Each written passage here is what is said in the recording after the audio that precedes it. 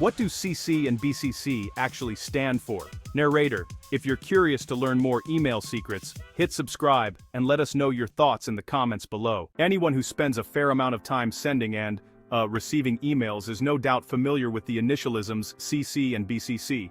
If you're not, here's a brief overview of how they're used. Say you're emailing Betty to tell her that you and your partner will attend her upcoming picnic, and you also want your partner to know that you've RSVP'd. So you enter Betty's email address in the To box, and your partner's email address in the CC box. That way, your partner will receive the message too, without feeling obligated to respond. In other words, the CC often functions as an FYI of sorts. But let's pretend Betty has a weird obsession with sending chain emails, and you know your partner's email address will end up on her list if you CC them here. So you enter their email address in the BCC box instead. They'll receive your message, but Betty won't be able to see that you included them. What do CC and BCC stand for?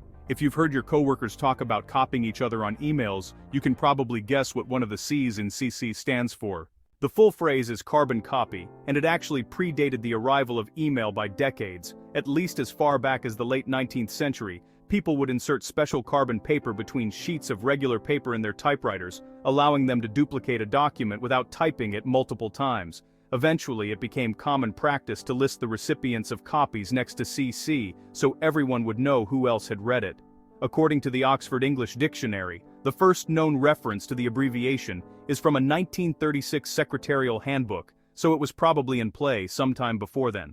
BCC stands for blind carbon copy, which is actually an offshoot of the slightly older phrase blind copy. Just like with today's email versions, the original letter of a blind carbon copy wouldn't feature a section that named other recipients, so the primary recipient wouldn't know any copies had been sent. These days, courtesy copy is sometimes cited as the expression behind CC, rather than carbon copy. While it may not be historically accurate, it is a pretty apt alternative for a custom that no longer involves actual carbon paper.